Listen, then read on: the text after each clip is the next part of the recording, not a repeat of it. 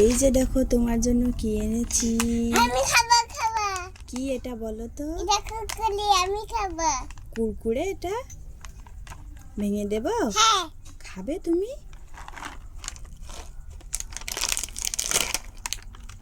এই যে নাও, খাও।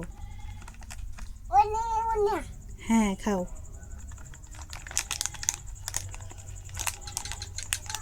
তুমি খাবেন? না আমি খাবো না, তুমি খাও।